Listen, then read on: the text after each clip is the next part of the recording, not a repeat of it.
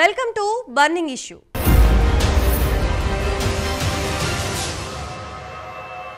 ఏపీలో సరికొత్త రాజకీయ పరిణామాలు చోటు చేసుకుంటున్నాయా? టీడీపీ జనసేన కూటమిలోకి బీజేపీ రావడంతో కమ్యూనిస్టులు సంచలన నిర్ణయం తీసుకున్నారా? ఇప్పటికే జాతీయ స్థాయిలో ఇండియా కూటమిలో కలిసున్న కాంగ్రెస్ కమ్యూనిస్టులు ఏపీలో ఎన్నికలకి కలిసి వెళ్లనున్న నేపథ్యంలో ఏ మేరకు ప్రభావం చూపగలరు? ప్రభుత్వ వ్యతిరేక ఓటునే కాకుండా జగన్ అనుకూల ఓట్లని కూడా ఈ కూటమి చీల్చనుందా?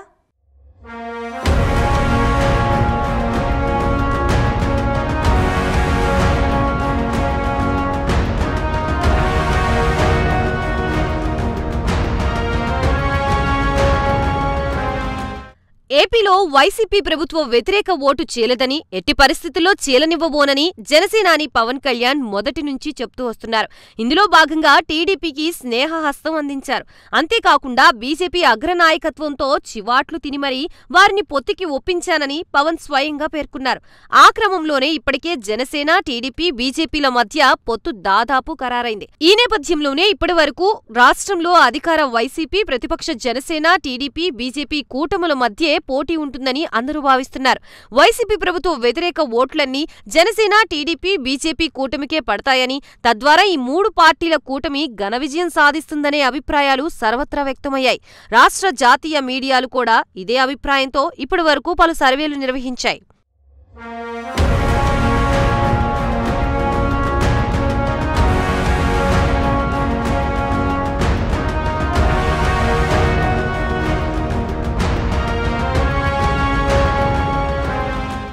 అయితే ప్రస్తుతం ఆంధ్రప్రదేశ్ రాష్ట్రంలో మరో కూటమి ఆవిర్భవించింది. కాంగ్రెస్, సిపిఎం, సిపిఐ పార్టీల మధ్య తాజాగా పొత్తు కుదిరింది. వచ్చే ఎన్నికల్లో ఈ మూడు పార్టీలు కలిసి పోటీ చేయాలని నిర్ణయించాయి. ఈ మేరకు పీసీసీ అధ్యక్షురాలు వైఎస్ షర్మిల, సిపిఐ రాష్ట్ర కార్యదర్శి రామకృష్ణ, సిపిఎం నేతలు వెంకటేశ్వరరావు, గపూర్ తదితరులు సమావేశమై పొత్తులపై నిర్ణయించారు. ఒకవైపు ప్రభుత్వ వ్యతిరేక ఓట్లు చీలకూడదని జనసేన, టీడీపీ అధినేతలు వ్యూహాత్మకంగా రాజకీయాలు నడుపుతూ ఉండగా, ఇప్పుడు షర్మిల నేతృత్వంలో ఏపీ కాంగ్రెస్, సిపిఐ, సిపిఎంలతో పొత్తు పెట్టుకోవడంతో ప్రభుత్వ వ్యతిరేక ఓటు కొంతవరకైనా చీలవచ్చని రాజకీయ పరిశీలకులు అంచనా వేస్తున్నారు. ఈ విధంగా ప్రభుత్వ వ్యతిరేక ఓటు బ్యాంకుని కాంగ్రెస్, కమ్యూనిస్టుల కూటమి చీల్చుకుంటే టీడీపీ, జనసేన కూటమికి నష్టం తప్పదనే అంచనాలున్నాయి.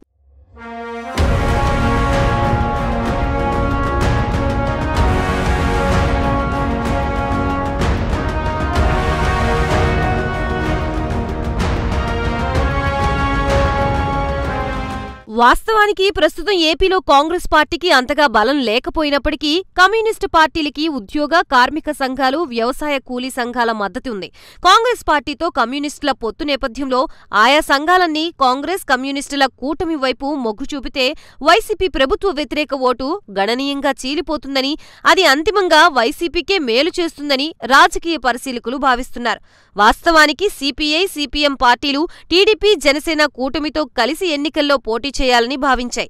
కానీ టీడీపీ, జనసేన పార్టీలు తమతో బీజేపీని కలుపుకోవడానికి నిర్ణయించుకోవడంతో కమ్యూనిస్టు పార్టీలు కాంగ్రెస్ వైపు మొగ్గు చూపాయి.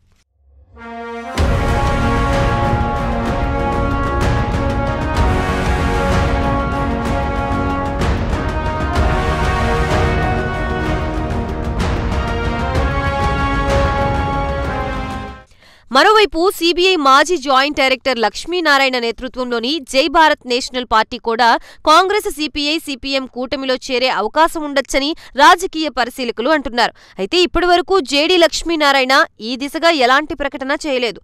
అలాగే బీఎస్సీ పార్టీ కూడా కాంగ్రెస్ కూటమిలో చేరితే కాంగ్రెస్ కూటమి బలం కొంత పెరగచ్చని, ప్రభుత్వ వ్యతిరేక ఓటు గణనీయంగా చీలిపోవచ్చని చెప్తున్నారు. అంతిమంగా కాంగ్రెస్ కూటమి ఎంత బలపడితే అంతగా ప్రభుత్వ వ్యతిరేక ఓటు చీలిపోవచ్చని రాజకీయ పరిశీలకులు భావిస్తున్నారు. దీనివల్ల టీడీపీ, జనసేన కూటమికి నష్టం కలుగుతుందని, వైసీపీకి లాభం కలగవచ్చని రాజకీయ మేధావులు అంచనా వేస్తున్నారు.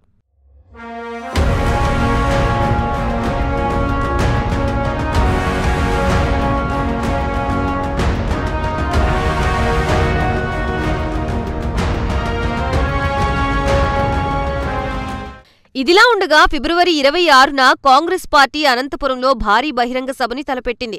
ఇందులో కాంగ్రెస్ పార్టీ జాతీయ అధ్యక్షుడు మల్లికార్జున ఖర్గే పాల్గొనున్నారని సమాచారం. ఈ సభకి కమ్యూనిస్టు పార్టీల నేతలు కూడా హాజరయ్యే అవకాశం ఉందని తెలుస్తోంది. ఈ సభ తర్వాత 3 పార్టీలు కూటమిని బలోపేతం చేసే చర్యలపై దృష్టి సారిస్తారని తెలుస్తోంది.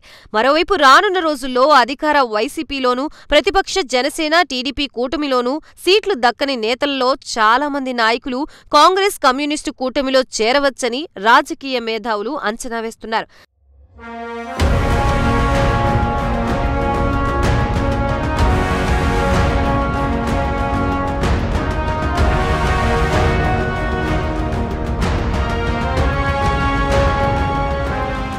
అదే జరిగితే కాంగ్రెస్ కూటమి మరింతగా బలపడి ప్రభుత్వ వ్యతిరేక ఓటుతో పాటు వైసీపీ అనుకూల ఓటు కూడా భారీగా చేరడం ఖాయమని రాజకీయ మేధావులు అంచనా వేస్తున్నారు.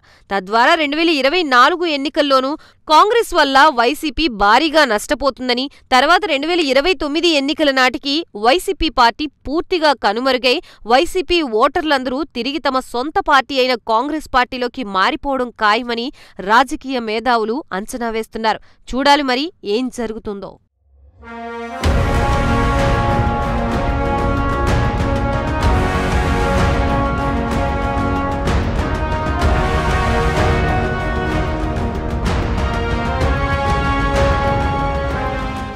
బర్నింగ్ ఇష్యూలో షార్ట్ బ్రేక్ తీసుకుందాం.